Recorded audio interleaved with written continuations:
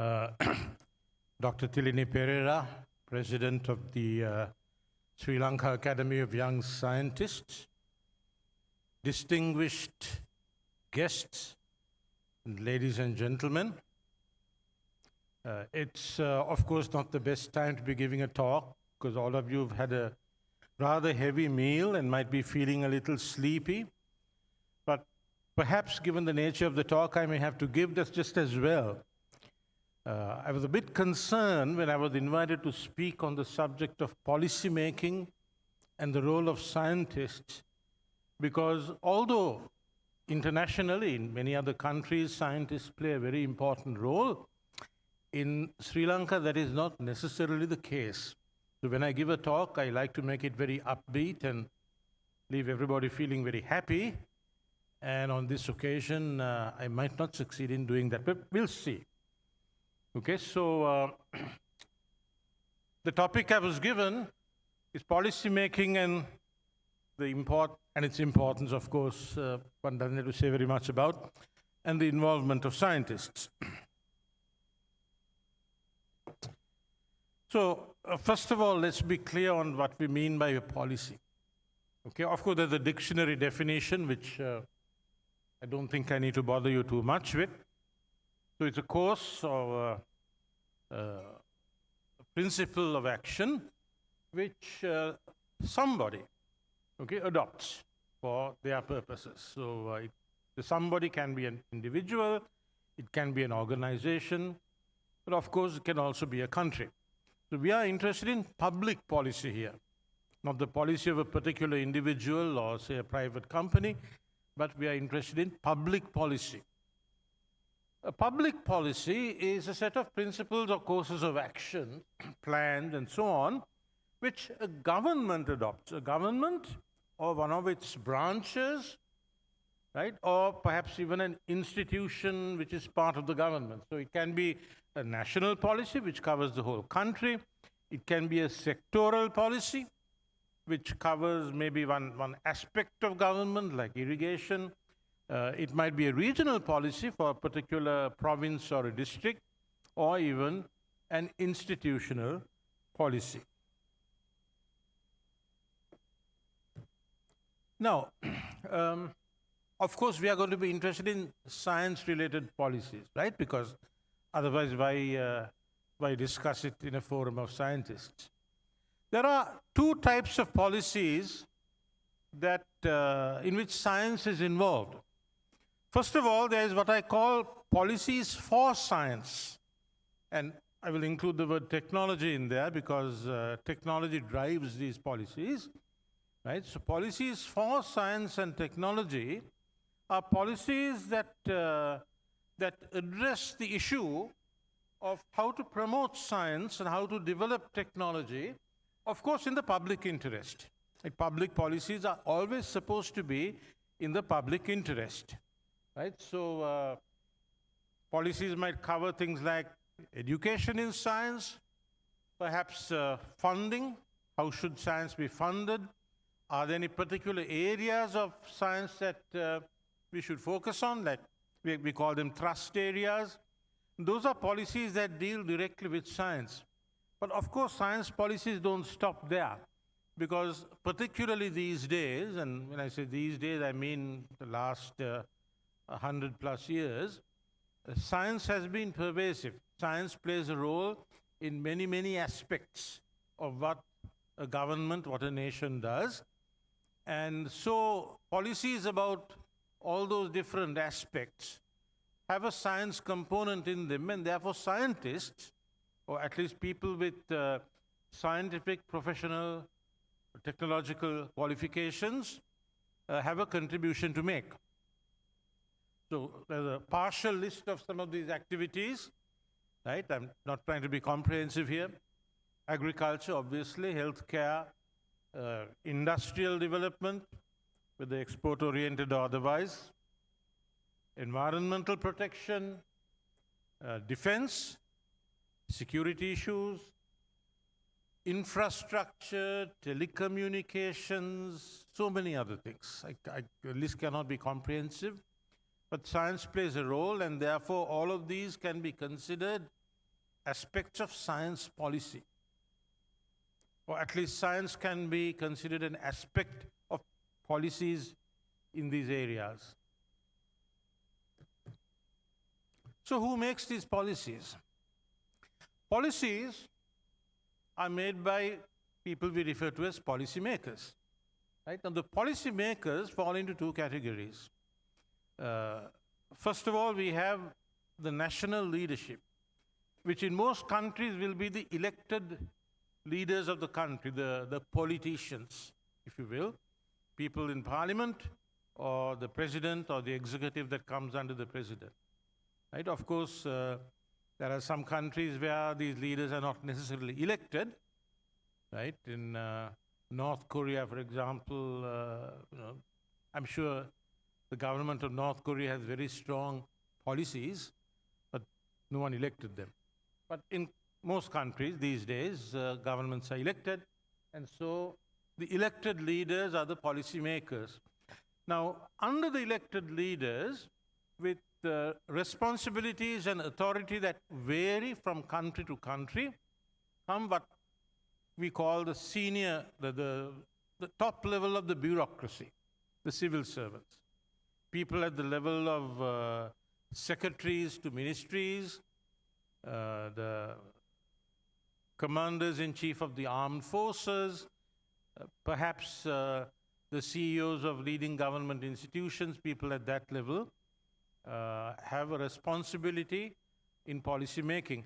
But usually they are subordinate to the political leadership, right? So the political leadership has to sign off at some point on all major policies. Of course, the extent to which that happens, like I said, varies quite a bit from country to country. So you would find, for example, in countries that have a strong tradition of civil service, right? Britain does. Japan has a very strong civil service, so strong that even the politicians don't like to mess with it, right? And sometimes the real decisions are not taken by the minister in charge of something or the other, but by the senior bureaucrats who work in that ministry. Unfortunately, that is not the case in Sri Lanka, at least not anymore. We had a strong civil service until about 1971. Right? At that time, what was called the Ceylon Civil Service was, it ceased to exist under that name, though the people in it, of course, continued. And the Sri Lanka Administrative Service was set up, I think, in 1972. And the relationship between the politicians and the civil servants became quite different. So Sri Lanka is not Japan, and so the main responsibility for policy making here lies with the politicians. Now, there are two other major stakeholders that have a role in policy making. Firstly, most policies have to be funded, and that means the funding authority, the Treasury, the Ministry of Finance, has an important role. And it was pointed out to us earlier that we sometimes don't have a strong Minister of Finance. The President, at the moment, the President is also the Minister of Finance, right? So there could be an issue there. I know from personal experience under the previous government that the Treasury Secretary was, for all practical purposes, the Minister of Finance and took major decisions. Okay, so if you have a policy that is not funded, then you don't have a policy, right? So that's one aspect of it. The Treasury has to be involved in the policy. The other aspect of things is the judiciary. Now, there are some policies where judges can play a role if they feel, and someone brings a case to court against this policy and the judges feel that they can intervene. Right? So the judiciary has a role to play, but usually they don't get involved. Now, how do you start a policy? And all of you as scientists, and especially as young scientists, will be interested in answering the question, how can I be involved in policy making? What can I do? Right? How can I contribute towards policy making? Policies are initiated by some need. Right? Somebody sees the necessity for a policy. Now, that somebody need not necessarily be the policy maker. Right? Not necessarily the politician or the senior bureaucrat. Sometimes the initiation for a policy, the expression of a need can come from a group of experts who may be scientists. Right? So it may be a national need or an institutional or sectoral need. Sometimes you have to have a policy in order to fulfill some international obligation. For example, Sri Lanka is a signatory to the Chemical Weapons Convention. My association with that was mentioned in the introduction, so I'll just talk about it. The moment Sri Lanka signed the Chemical Weapons Convention, it took on an international responsibility to meet the policy, first and foremost, right? That later that policy would become laws and regulations, right? So in order to meet those obligations, we have a policy. Then sometimes you just have interest groups that lobby the government. Right? A long time ago, the Sri Lanka Association for the Advancement of Science lobbied the government in the 1950s, when the government was more amenable to listen to a scientific body.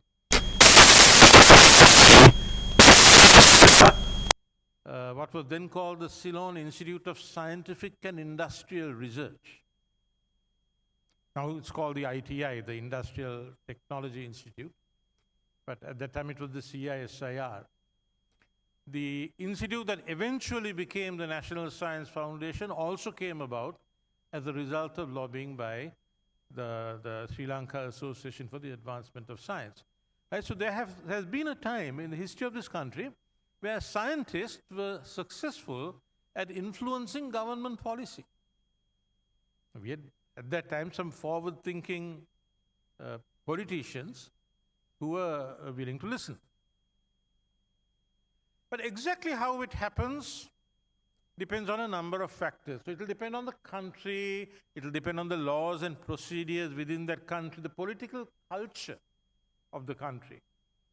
Right? Every country evolves a political culture which is not necessarily written down. That political culture affects many things, like the relative influence or strengths of the politicians, the elected officials, and the bureaucrats, the appointed officials. And of course, the particular issue being addressed also plays a role.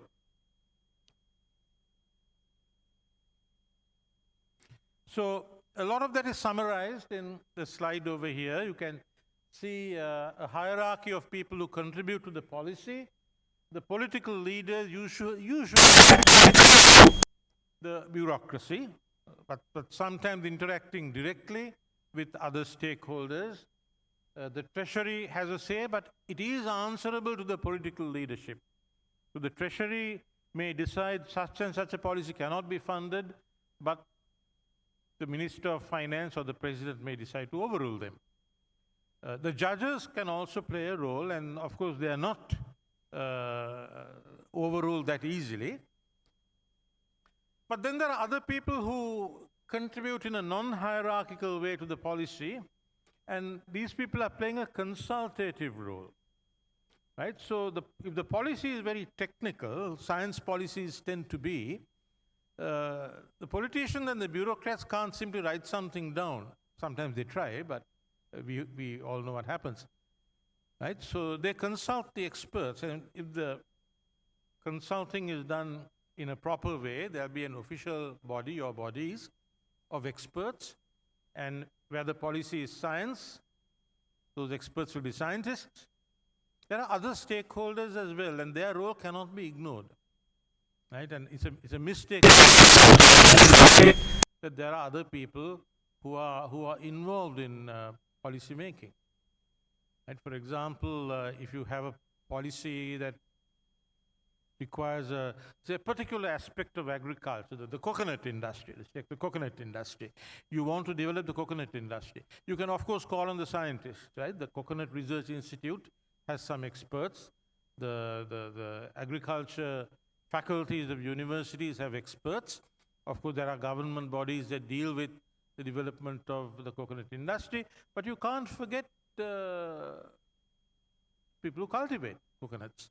You can't ignore the consumers. So these are all stakeholders, right? And at some point, the public may have a say as well, and there are some situations where people, when finalizing a policy, may throw it open to the public for public feedback. And usually you have individuals or groups of concerned citizens who may have something to say. So all this contributes to the policy. Now, the process of policy making, if it's done properly, has about 5 stages, right? And if you want to study these in detail, you will find that these are taught in universities that have degree programs in public policy, public administration. Right? So many universities may have a degree called Master of Public Administration. In such a course, they would teach some version of this. Okay, so it starts with what we call the agenda, that is the need for a policy, the different aspects of the issues to be addressed, right, which different people will bring up. Right? So some of it is initiated by experts, some of it is initiated by politicians, some of it is a genuine need that addresses a certain problem, and some of it are agenda items which we are referred to as discretionary agendas, which are raised by certain politicians who want to tag on their pet project onto this policy, thinking that it's more likely to be accepted. Right? So then with all the issues that need to be talked about, putting them together in an agenda is the first stage. Then the next stage is the discussion. It's called policy formulation, where you discuss and debate the different issues and the suggested solutions. In many cases, there will be alternative solutions that have been suggested, so people have to talk about them and say, let's do this, no, if you do that, this bad thing will happen, let's do it in a different way, and the experts get involved there. So the involvement of scientists in policy making can take place at either of those stages.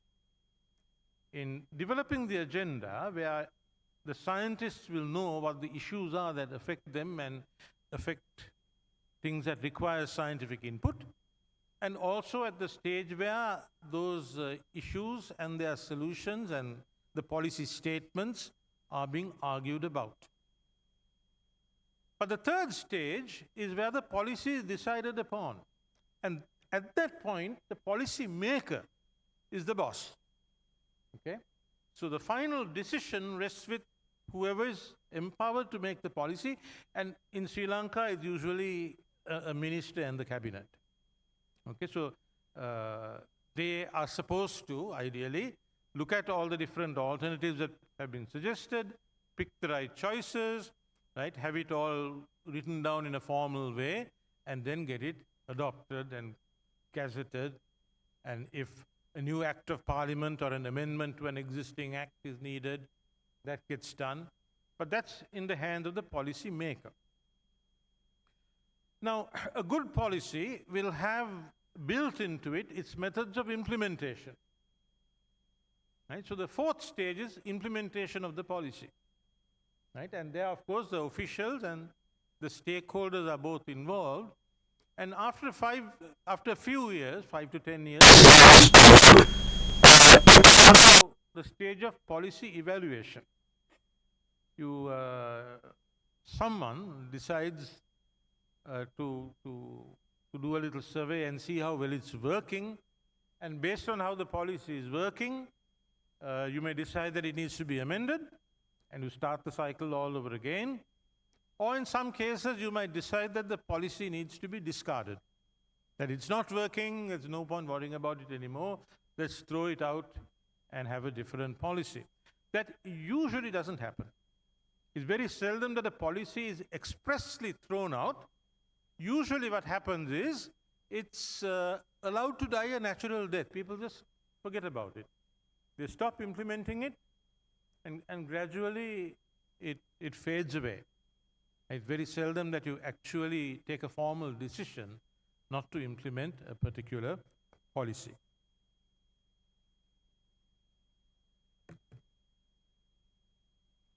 Okay, so let's talk about who takes part in all of this. Now,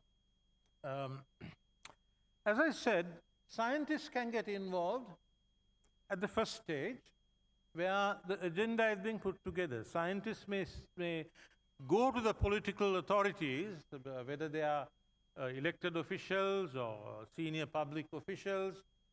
Other stakeholders can get involved and say, we have a need.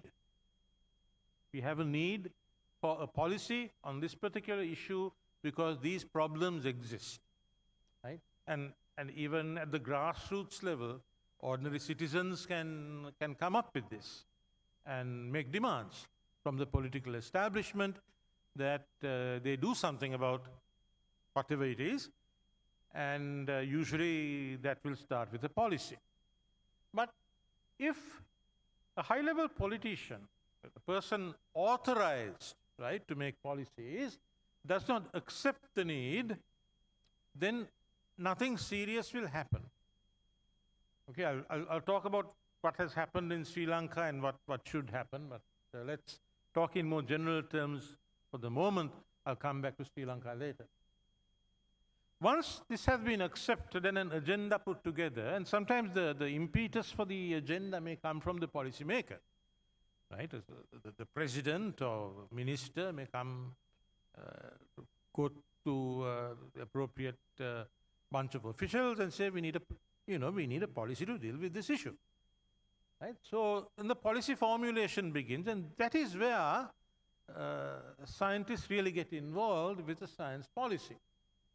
There are other experts, maybe financial experts, planning experts, other stakeholders, right? Now, if you want the policy to succeed, you want to get everybody involved at this stage. This is the consultation stage. It's much more likely that the policy will be accepted and implemented, right, if everybody is involved. And everybody, unfortunately, includes the policymakers. There must be a real drive on the part of the minister, or possibly the president, right, to say this policy is really important, let's make it work. I want a weekly report on how the something like that. That is when you know the policy will probably be accepted and implemented, right? Whereas if you are just spending months and months having meetings, talking about things, and occasionally someone, maybe the ministry secretary, mentions it to the minister at a meeting, and the minister says, okay, I'll carry on, right? That level of involvement is not a good sign, right? You really want the minister to be on board with what is happening. You also want, as I mentioned earlier, if it's not a treasury-related policy, you want someone from the treasury to be on board. This is a very important thing. Then, the final decision, of course, does not require participation by others. Right? You can come up with a draft, but it's not a policy until the minister or the cabinet or the president or somebody at that level of authority says it's a policy.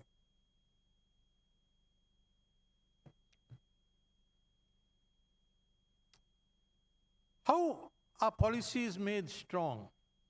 Strong policies in most countries require a culture of the rule of law, right? Where when a policy is written down and it's formally accepted and it's converted maybe into an act of parliament or gazetted regulations, you know that it will be followed. Rule of law. Of course, there are countries in the world where it doesn't work that way. Like I said, I'm sure the policies in North Korea are very strong, right? Because whatever Kim Jong-un says has to happen will happen. But this is not North Korea, right? So we need a culture of following the rules. Now, what that culture does for you is that it empowers the public officials to take decisions, to implement the policy. If public officials are scared to take decisions, if they are afraid that somebody will criticize them for taking a decision, for doing something, and they know that nobody will ever criticize them for doing nothing, then they are going to do nothing. And that's a weak political culture. Where public officials don't feel like they can do anything. They look for reasons not to do anything. Right? So that is one place where policies become weak. A strong policy is one that is stable. Right? It guarantees that the policy will be continued. And it must be continued regardless of minor changes at the top. Sometimes, we have seen this in our country, within the same government, that is within the same political party being in power, there occurs what we call a cabinet reshuffle. Right? The minister in charge of the particular ministry that has to do with this policy is given a different job, and a completely new minister is appointed. The new minister doesn't know about this policy, he doesn't care about this policy, he wants his own policy, which might be quite different from what was happening earlier. Right? And so he instructs the ministry officials, stop doing that, do this. Now, in a different situation, the ministry officials would say, very sorry, sir, this is a written policy that we have to follow. If you want to change the policy, you must do this, this, this, and this. That's the procedure for changing the policy. Otherwise, we have to follow it because that's the law. But it doesn't happen that way in Sri Lanka. In Sri Lanka, the minister comes and says, do this, right? And the ministry secretary says, yes, sir. Or yes, madam, as the case may be.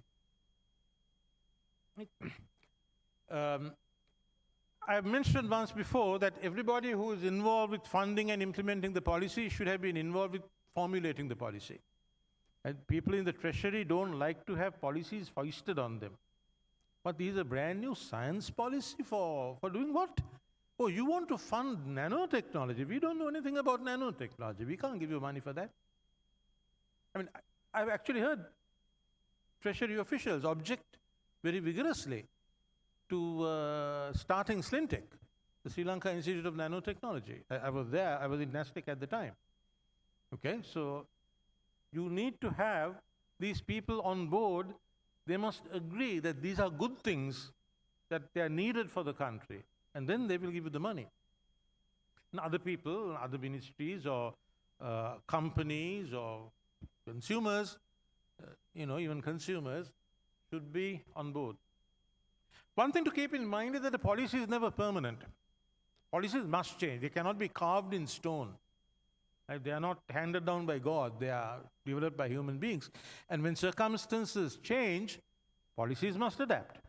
But the procedure for amending or even throwing out a policy, for radically changing a policy, the procedures must be the same as you had for coming up with the policy in the first place. That is, you should go through a consultative procedure. So you consult all the experts, the other stakeholders, before you do a radical change in the policy. Okay? So once you've got a policy, these are usually the sorts of things that will happen when you go to implement it. It may require a new act of parliament, gazetted regulations, policy directives, standard procedures that need to be developed, maybe a new kind of form that one has to fill for something. Or it could even simply be advisory guidelines to various stakeholders. Okay? But whatever it is, it should be built into the policy itself. The procedure for implementation should be in the policy. Okay, now we need to talk about Sri Lanka. Not sure how much time I have left here. Sri Lanka wasn't bad at making policies and implementing them, right? We used to be quite good at it, actually. And some of our early success stories were, in fact, in the field of agriculture. So if you look at the way agriculture developed in Sri Lanka in the 1950s, 60s, we became self-sufficient, right? Our research institutes were active. They developed new breeds of crops, right? And science policies were quite strong and were being implemented at one time. Right? Unfortunately, things have changed, and today we are faced with a situation where the typical politician and the typical bureaucrat, the typical public servant, do not have a background in science. And this is the fault of our educational system, which says at the A-level stage, you're doing science or you're doing arts, and never the two shall mix. Right? If you're a scientist, you can't do these arts subjects. If you're doing arts, you can't do science subjects. If you mix and match, you never go to a university. Very sad situation. So most of the civil servants have university degrees in what we call arts. They have no appreciation for the value of science. Our scientists have no appreciation for the role of science in society. For example, the influence of economics. The president of SLACE spoke about economics and her experience with economics. A knowledge of economics is very important, right? So this mutual ignorance affects the way we do things at a policy level, right? So these politicians, those who are educated, are mostly educated in law, and we know enough of them who are not educated. They have neither understood nor accepted the critical role of science in national development, right? And this lack of understanding and acceptance is the big difference between countries like Sri Lanka, which did not progress beyond a certain point, and countries like South Korea, Malaysia, Singapore, I could go on, Vietnam, right, which started way, way behind Sri Lanka in the 1950s and now are way, way ahead. What was the difference? In South Korea, it was a man called Park Chung-hee. He was a military dictator for 18 years. He set the stage. He built research institutes like the Korean Institute of Science and Technology, which was modeled on our CISIR. He built up the Korean economy based on science and technology and manufacturing industry, right? Decades later, Mahathir Mohamad, right, who ran for prime minister at the age of 90 plus, did the same thing for Malaysia. Lee Kuan Yew did it for Singapore. In India, it was Jawaharlal Nehru who promoted science and supported science in India from the very beginning. And the Indians weren't able to solve all the economic problems, but they did become a scientific powerhouse. In Sri Lanka, we have had no such leaders.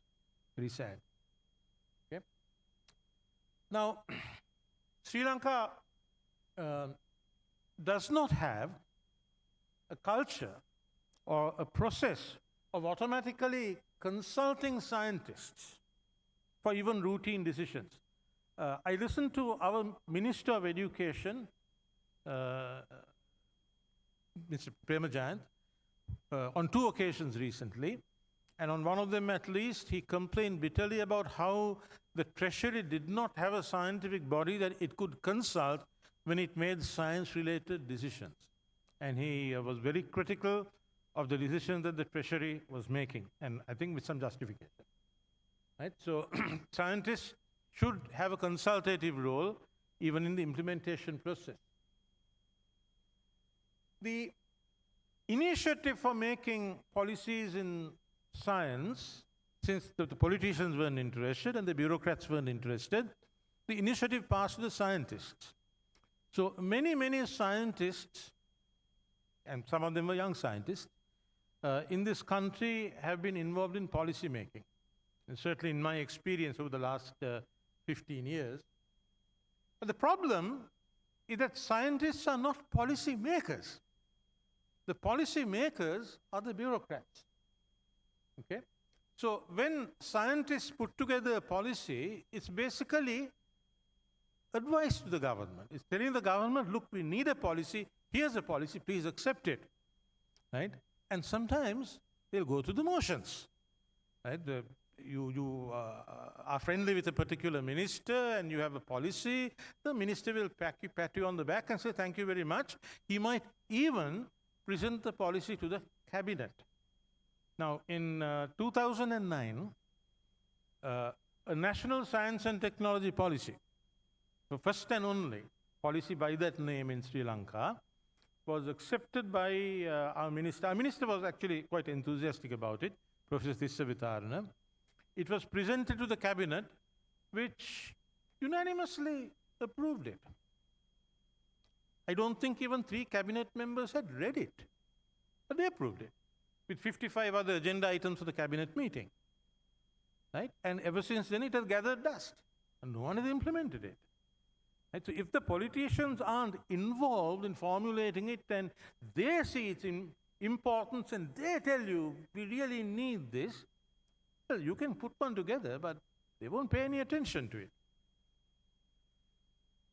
The other thing is that policies in Sri Lanka are subject to arbitrary change or reversal without going through the process that I talked about.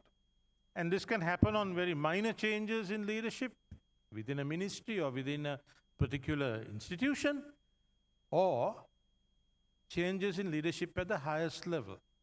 Right? So we all know what happened to the agricultural policy a year ago.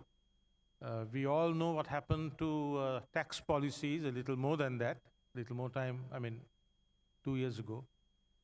And we all know what happened, right? And we all know why we are in the mess we are in, because of those abrupt changes in policies, without consultation, without listening to the experts, basically brushing off the experts and sacking them from advisory committees. All this happened, right? And doing whatever the policy maker decided he wanted to do. And unfortunately, in this culture, whatever the policy maker says is the policy is the policy. President says this is the new agricultural policy. Like it or not, that's the new agricultural policy. It may not have been written down somewhere, but that's what's going to happen. Okay, so what can you do? I'm sorry to give you the bad news. Very little. Okay, I know that as young scientists, you wanted to know, and I was asked to advise you on what scientists can do to make policy. Right? Now, things may be about to change. Right? But understand that scientists do not make policy.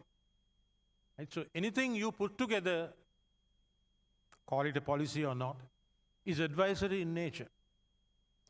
Very recently, the National Science Foundation asked me to chair its working committee on science and technology policy. It has one, right? So I identified a couple of areas where I thought we needed to look into matters, and I invited several colleagues, several scientists who I thought could contribute to join me in this endeavor, and National Science Foundation officially appointed them onto this working committee, and a lot of them were very reluctant. The question they would ask is, why bother? Why are we doing this? Why are we wasting our time? We have drafted policies before and nobody has paid any attention. Okay? And I did two things. One was I was very careful not to call what we were working on a policy, because I know it's not going to be a policy. It's not a policy until somebody at the very top says it's a policy. I prefer to call it a set of guidelines. But the other answer I gave, and I will repeat it to you because you are at a stage of your careers, most of you, where you can make a difference one day.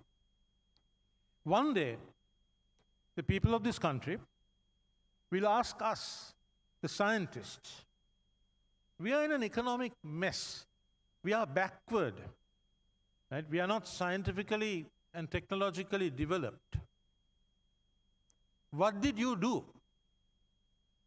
And I don't want to be the one who said, I walked away. Right? Now, I'm an old man. I have very little more that I can contribute in my career. But all of you, like I said, are at a stage where you can do something. Maybe not make a policy, but certainly contribute to the idea of a policy or to the idea that a policy should be made. And if you're lucky, you'll get to contribute to actually writing it. Okay? So, however frustrated you may be, don't walk away. Things are different now. After last year, right, where people got a better understanding of the problems in this country, things are different, and maybe the politicians, maybe they will listen to you. Now, the things that scientists can do, and mostly it's the old to do this, is to point out the need for a policy, to initiate discussions, in other words, to help put together the agenda. If the agenda is accepted, they may be involved in the consultative process, right? The second stage that I talked about earlier. And some of you may also be involved in that. Now, it's usually the senior scientists who have a say, and they tend to, some of them, not all of them, they tend to not want junior scientists to get too involved. Some people are like that. But if you have the right qualifications and expertise, and a ministry goes around and says, we need experts on this to help us put together a policy, your institute may nominate you, or you might get a direct invitation. Okay? So you need to have some expertise. You need to have a forward-thinking institute with a good CEO that sees a value in a younger scientist getting involved. And you need to have a lot of patience and a very thick skin, because there will be times when you'll be utterly frustrated and you will ask, why am I bothering to do this? But good luck. Okay? Now, one last thing that you can do is to come together in bodies like this. I think the Sri Lanka Academy of Young Scientists can play collectively. All of you involved can play a role in acting as a lobby. Right? There's influence, there's strength in numbers. Right? So if a body of 150, 200, 400 scientists can collectively speak, maybe team up with other institutions like the Sri Lanka Association for the Advancement of Science, various professional institutes, the National Science Foundation, which is very forward-thinking at the moment. Right? You can act as a lobby. You can go and bully the minister or ministers. You can write letters to the newspapers. You can communicate with the public. There are things you can do. So don't be shy about doing them. Right? A lot of what I talked about is social science, the whole business of making a policy. Right? It requires a knowledge of economics, requires a knowledge of psychology, it requires some understanding of history and political science, and I was very pleased to hear that your group contains social scientists, because there's a bit of a divide between the natural scientists and the social scientists, which I alluded to right at the beginning of my talk. Right? So get involved.